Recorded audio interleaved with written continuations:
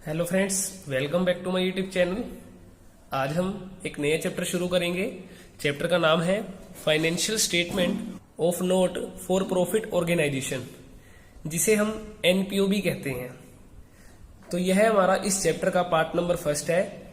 इस पार्ट के अंदर हम इस चैप्टर का कुछ थ्योरेटिकल कॉन्सेप्ट कवर करेंगे और कुछ इंपॉर्टेंट टर्म्स को भी पढ़ेंगे, जिनका इफेक्ट क्वेश्चन को सोल्व करते टाइम पड़ेगा। तो इन पॉइंट्स को हमें ध्यान में रखना होगा। तो फर्स्टली है हमारे पास ऑर्गेनाइजेशन की। ऑर्गेनाइजेशन हमारे पास दो तरह की होती हैं। एक ऑर्गेनाइजेशन वो जो कि प्रॉफिट अर्न करने के लिए बनाई जाती है, और एक ऑर्गेनाइजेशन वो जो प्रॉफिट अर्न करने के लिए नहीं बनाई जाती, बल्कि कुछ सर्विस देने के लिए बनाई जाती हैं। तो एनपीओ हमारा वही है जो सर्विस देगी बट प्रॉफिट अर्न नहीं करती वो, क्योंकि इस ऑर्गेनाइजेशन में हमें लिखा भी हुआ है नॉट फॉर प्रॉफिट ऑर्गेनाइजेशन, ऐसी ऑर्गेनाइजेशन जो प्रॉफिट अर्न करने के लिए नहीं बनाई जाती। तो मीनिंग है इसका, there are certain organisation which are formed not to earn profit but to render service to its member and to the public. कुछ ऑर्गेनाइजेशन हमारी ऐसी होती हैं जो प्रॉफिट अर्न करने के लिए नहीं बनाई जाती, बल्कि अपने मेंबर्स को और पब्लिक को सर्विस देने के लिए बनाई जाती हैं। Such organisation included clubs, hospital, charitable institutions. तो इन ऑर्गेनाइजेशन के अंदर हमारे क्लब वगैरह, हॉस्पिटल वगैरह, चैरिटेबल इंस्टीट्यूशंस, इनको शामिल किया जाता है। नाउ है इसकी फीचर्स। फर्स्ट है हमारी मेन एम इज सर्विस। तो इस ऑर्गेनाइजेशन का जो मेन एम है वो है अपने मेंबर्स को और जो पब्लिक को सर्विस देना, ना कि प्रॉफिट अर्न करना। सेकंड है फॉर्म्स। फॉर्म्स मतलब होता है एक तरह का रूप कि किस तरह की है, किस टाइप की है। तो this organisation are set up as a charitable trust. तो यह ऑर्गेनाइजेशन हमारी चैरिटेबल ट्रस्ट की तरह ही सेटअप की जाती है। थर्ड है हमारा सेपरेट एंटिटी। इसके अंदर क्या है कि जो हमारी ऑर्गेनाइजेशन है और ऑर्गेनाइजेशन के जो मेंबर हैं वो दोनों अलग अलग रहेंगे, वो एक पर्सन नहीं माना जाएगा कोई भी। फोर्थ है मेजर सोर्स ऑफ इनकम। अब इस ऑर्गेनाइजेशन का जो मेन सोर्स क्या है इनकम का, वो है हमारा सब्सक्रिप्शन, मतलब जिसे हिंदी में कहें चंदा। और सेकंड है हमारा डोनेशन, मतलब दान वगैरह देंगे, ग्रांट्स वगैरह जैसे गवर्नमेंट ग्रांट्स दे देती है, तो वो चीज। फिफ्थ है surplus not distributed among its member. तो जो भी हमारा सरप्लस होगा, सरप्लस का मतलब ये है कि हमारे पास कितनी इनकम हुई और कितनी हमने पेमेंट करी, तो उन दोनों का जो डिफरेंस, मतलब हमारी यहाँ इनकम अगर ज्यादा होगी और पेमेंट हमारी कम होगी, तो इन दोनों का जो डिफरेंस होगा वही हमारा सरप्लस होगा। और इस सरप्लस को हमने मेंबर के बीच में डिस्ट्रीब्यूट नहीं करना, क्योंकि अगर मेंबर के बीच में इसे डिस्ट्रीब्यूट ही कर दिया तो फिर वो हमारा नॉट फॉर प्रॉफिट ऑर्गेनाइजेशन नहीं मानी जाएगी, क्योंकि फिर वो हमारी प्रॉफिट अर्न करने वाली ऑर्गेनाइजेशन मानी जाएगी। तो ये थी हमारी इसकी main features. The financial statement of not for profit organisation included the following statement, कि जो हमारा नॉट फॉर प्रॉफिट ऑर्गेनाइजेशन है उसके अंदर हम ये चीजें शामिल करते हैं। फर्स्ट है हमारा receipt and payment account, second है income and expenditure account, third है हमारा बैलेंस शीट। तो फर्स्ट है हमारा इसमें receipt and payment account. Receipt and जो पेमेंट अकाउंट है वो हमारा बिल्कुल कैश अकाउंट की ही तरह है। जिस तरीके से कैश अकाउंट की हमारी दो साइड होती है, एक डेबिट साइड, एक क्रेडिट साइड। डेबिट साइड के अंदर हम रिसिप्ट लिखते हैं भी हमारे पास कितना पैसा आया, और क्रेडिट साइड में हम सारी पेमेंट लिखते हैं। तो ठीक उसी तरह रिसिप्ट एंड पेमेंट अकाउंट की भी हमारी दो साइड होंगी, जिसकी डेबिट साइड होगी रिसिप्ट और क्रेडिट साइड होगी हमारी पेमेंट वाली। तो इसका फॉर्मेट जो रहेगा हमारा वो इस तरीके से है, डेबिट साइड में हमारी रिसिप्ट और क्रेडिट साइड में हमारी इसकी पेमेंट आ जाएंगी। तो ये हमारा इसका प्रोफॉर्मा है। सेकंड है हमारा income and expenditure account. Income and expenditure account को बिल्कुल हम प्रॉफिट एंड लॉस अकाउंट की ही तरह मानेंगे। अब प्रॉफिट एंड लॉस अकाउंट के अंदर क्या होता था, उसकी भी दो साइड होती थी, डेबिट साइड हमारी एक्सपेंडिचर वाली और क्रेडिट साइड हमारी इनकम वाली। तो इनकम एंड एक्सपेंडिचर अकाउंट के अंदर भी हमारी दो साइड ही होंगी, जिसकी डेबिट साइड हमारी एक्सपेंडिचर वाली और क्रेडिट साइड हमारी इनकम वाली। और थर्ड है हमारी बैलेंस शीट, जिसकी हमारी एसेट्स और लायबिलिटीज शो की जाएंगी। तो अब इसके अंदर कुछ हमारी इंपॉर्टेंट आइटम्स हैं जो कि नॉट प्रॉफिट ऑर्गेनाइजेशन से रिलेटेड है। तो जैसे फर्स्ट है हमारे पास इसमें सब्सक्रिप्शन। तो ये कुछ आइटमें ऐसी हैं जिनके बारे में आपको प्रॉपर नॉलेज होनी चाहिए। जैसे फर्स्ट है subscription, it is the main source of income of A non profit entity. तो यह मेन सोर्स है हमारा इनकम का, जो कि नॉन प्रॉफिट एंटिटी है, मतलब जो कि प्रॉफिट अर्न करने वाली ऑर्गेनाइजेशन नहीं है। ठीक है, तो ये हमें गिवन कहां होगी, debit side of receipt and payment account. अब रिसिप्ट एंड पेमेंट अकाउंट की दो साइड है, बिल्कुल जो डेबिट साइड होती है वो रिसिप्ट वाली होगी और क्रेडिट वाली पेमेंट वाली होगी। तो ये हमें जो गिवन होगा सब्सक्रिप्शन, वो रिसिप्ट एंड पेमेंट अकाउंट की डेबिट साइड में हमें गिवन होता है। अब इसका हमने अकाउंटिंग जो ट्रीटमेंट करना है, credit side of income and expenditure account की।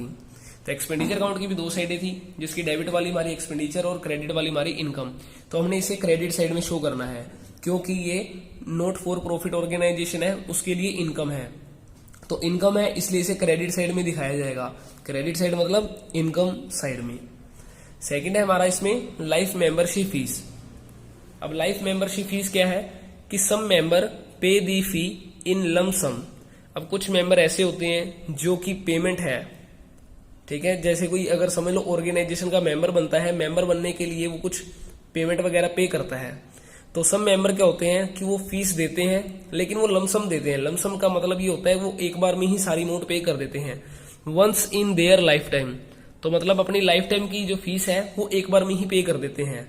तो जो चीज हमें एक बार में मिलती है, ठीक है, उसे हम नॉन रेकरिंग नेचर की मानते हैं, क्योंकि नॉन रेकरिंग नेचर का मतलब होता है जो बार बार नहीं होगी, और रेकरिंग नेचर का मतलब चीज वो जो बार बार होगी।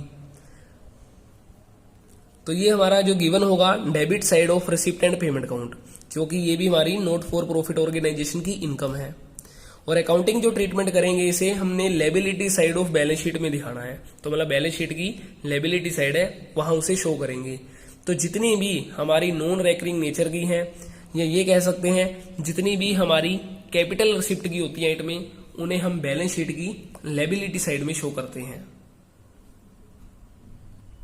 थर्ड है हमारा endowment fund. It is a fund arising from a bequest or gift, the income of which is devoted for a specific purpose. भाई यह एक ऐसा फंड है जो कि गिफ्ट वगैरह से अराइज होता है। तो इसकी जो इनकम जो डिवोटेड करती है, मतलब रेफर करती है एक स्पेसिफिक पर्पस को, ठीक है। Thus it is A capital receipt, और ये हमारी कैपिटल रिसिप्ट होगी, क्योंकि ये हमारी नॉन रेकरिंग नेचर की है, बार बार हमें नहीं मिलेगी। बार बार का मतलब है कि जो हमें मंथली मिलती रहेंगी। तो ये हमारी कैपिटल रिसिप्ट है। तो जितनी भी हमारी कैपिटल रिसिप्ट होती हैं, उन्हें हमने बैलेंस शीट की लायबिलिटी साइड में शो करते हैं। तो ये गिवन जो होगा debit side of receipt and payment account की। फोर्थ है हमारी एंट्रेंस फीस या एडमिशन फीस। तो एंट्रेंस फीस या एडमिशन फीस का मतलब है कि जब कोई भी मेंबर आता है ऑर्गेनाइजेशन में, तो उससे कुछ फीस चार्ज की जाती है, जिसे हम एंट्रेंस फीस और एडमिशन फीस कहते हैं। और ये जो गिवन होगी हमें debit side of receipt and payment account की, क्योंकि ये इनकम है, तो इनकम है तो इसे हमने रिसिप्ट साइड में शो करना है। अब इसका अकाउंटिंग ट्रीटमेंट क्या है, कई पर्सन इसे एंट्रेंस फीस को या एडमिशन फीस को दो तरीके से मानते हैं। वो कभी कभार इसे रिवेन्यू रिसिप्ट कह सकते हैं, कभी कभार उसे कैपिटल रिसिप्ट भी कहते हैं। अगर उससे रिवेन्यू रिसिप्ट कहते हैं, तो रिवेन्यू रिसिप्ट वाली हमारी जो आइटम है उसे हम credit side of income and expenditure account में शो करेंगे। और जितनी भी हमारी कैपिटल रिसिप्ट होती हैं उसे हम बैलेंस शीट की लायबिलिटी साइड में शो करते हैं। तो क्वेश्चन के अंदर आपको बता रखा होगा कि एंट्रेंस फीस को हमने कैपिटल नेचर का मानना है या रिवेन्यू नेचर का मानना है। अगर रिवेन्यू कह रखा है तो उसे हम इनकम एंड एक्सपेंडिचर अकाउंट की इनकम साइड में शो करेंगे, जो कि हमारी क्रेडिट साइड होगी। अगर कैपिटल कह रखा है तो बैलेंस शीट की लायबिलिटी साइड में शो करेंगे। अगर समझ लो कुछ भी नहीं कह रखा तो उसे हम रिवेन्यू रिसिप्ट मानेंगे। नेक्स्ट है हमारा फिफ्थ पॉइंट, डोनेशन। तो ये जो गिवन होगा हमें debit side of receipt and payment account की, क्योंकि जो डेबिट साइड है रिसिप्ट वाली ही होती है हमारी रिसिप्ट एंड पेमेंट अकाउंट की। अब ये हमारा डोनेशन दो तरीके का हो सकता है, एक हो सकता है स्पेसिफिक, एक हो सकता है जनरल डोनेशन। अब स्पेसिफिक डोनेशन जो होता है वो हमारा स्पेशल काम के लिए होता है, जिसका सिर्फ उसी काम के लिए यूज किया जाएगा। जैसे समझ लो किसी डोनेशन देने वाले पर्सन ने डोनेशन दिया 5 लाख रुपीज और ये कहा कि इससे हमने स्विमिंग पूल बनाना है, तो मतलब एक स्पेशल काम दिया है, तो मतलब वो हमारा स्पेसिफिक डोनेशन है। तो इस डोनेशन का यूज केवल स्पेसिफिक काम के लिए ही किया जाएगा, तो इसलिए ये हमारी लायबिलिटी है, क्योंकि हमने इसका यूज सिर्फ उसी काम के लिए ही करना है। तो liability side of balance sheet, तो इसे बैलेंस शीट की लायबिलिटी साइड में शो करेंगे। एक है हमारा जर्नल डोनेशन, मतलब डोनेशन देने वाले पर्सन ने ये नहीं बताया कि इसका कहाँ यूज करना है, तो ऐसे डोनेशन का यूज ऑर्गेनाइजेशन जहां मर्जी कर सकती है, तो इसे हम credit side of income and expenditure account की शो करेंगे। 6 है हमारा लीगेसी, जिसे हिंदी में हम वसीयतनामा कहते हैं। जब किसी भी पर्सन की डेथ होती है तो वो अपनी इच्छा से कुछ अमाउंट है ऐसी ऑर्गेनाइजेशन को पे करता है, या फिर ये कह सकते हैं अपनी प्रॉपर्टी वगैरह भी ऐसी ऑर्गेनाइजेशन को देकर चला जाता है, तो उसे हम लीगेसी कहते हैं। तो it is the amount which a non profit entity receive as per the will मतलब यहाँ पे इच्छा ऑफ ए डिसीज्ड पर्सन, तो मतलब यह एक ऐसी अमाउंट है भी जो कि डिसीज्ड पार्टनर की इच्छा पर भी ऑर्गेनाइजेशन को रिसीव होती है। तो ये जो गिवन होगी हमारी debit side of receipt and payment account की, और ये हमारी लायबिलिटीज है। लायबिलिटीज इसलिए है क्योंकि ये हमारी नॉन रेकरिंग नेचर की है, क्योंकि ये हमें बार बार नहीं मिलेगी। तो जितनी भी चीजें हमारी नॉन रेकरिंग नेचर की हैं, या फिर ये कह लो कि कैपिटल नेचर की हैं, तो वो हमारी बैलेंस शीट की लायबिलिटी साइड में ही शो की जाएंगी, मतलब जो हमें एक बार मिलती हैं। 7th है सेल ऑफ ओल्ड एसेट्स। सबसे मोस्ट इंपोर्टेंट हमारी ये एडजस्टमेंट है, इसे एग्जांपल से समझाने की कोशिश कर रहे हैं। तो जैसे ए है बुक वैल्यू ऑफ कार ₹10,000, इसे हमने सोल्ड कर दिया 8,000 में। तो जितने की हमने सोल्ड करी तो उसे तो हम लिखेंगे debit side of receipt and payment account की, क्योंकि हमें कैश मिलेगा तो उसे हमने रिसिप्ट साइड में शो करना है। अब 10 वाली चीज हमारी 8,000 में जा रही है, तो मतलब 2,000 का लॉस हुआ है, तो जितने का लॉस होगा उसे हम इनकम एंड एक्सपेंडिचर अकाउंट की डेबिट साइड में शो करेंगे। मतलब डेबिट साइड का मतलब है एक्सपेंडिचर साइड में शो करेंगे। सेकंड है book value of car 10,000 rupees, जिसे हमने सोल्ड कर दिया 12,000 रुपीज में। अब देखो जितने की भी सोल्ड हुई उतनी अमाउंट तो हमारी रिसिप्ट साइड में लिखी जाएगी, लेकिन हमने ये देखना है अब हमें प्रॉफिट कितने का हो रहा है 2,000 रुपीज का, तो जितने का प्रॉफिट होगा उसे हमने credit side of income and expenditure account की लिखना है, मतलब इनकम की साइड में इसे शो करना है। सी है हमारे पास इसमें बुक वैल्यू ऑफ कार 10,000 है, इसका एक पार्ट जिसकी बुक वैल्यू हमारी 5,000 की थी उसे हमने 3,000 में सोल्ड कर दिया, तो जितने का सोल्ड करा तो वो तो हमारा आ जाएगा debit side of receipt and payment account की, क्योंकि हमें 3,000 रुपीज मिलेंगे। तो हमें 5,000 वाली चीज हमने 3,000 में बेच दी, तो 2,000 का लॉस है, तो इसलिए इसे हमने इनकम एंड एक्सपेंडिचर अकाउंट की डेबिट साइड में शो करना है, मतलब कि एक्सपेंडिचर अकाउंट में लिखना है। अब हमारा जो डिफरेंस है बुक वैल्यू का जो कि 10,000 थी, अब रिमेनिंग हमारी जो 5,000 की बच गई, क्योंकि 5,000 की हमने सोल्ड करी है, तो जितनी भी हमारी बच गई उसे हमने बैलेंस शीट की एसेट साइड में शो करना है, क्योंकि कार हमारी एसेट है।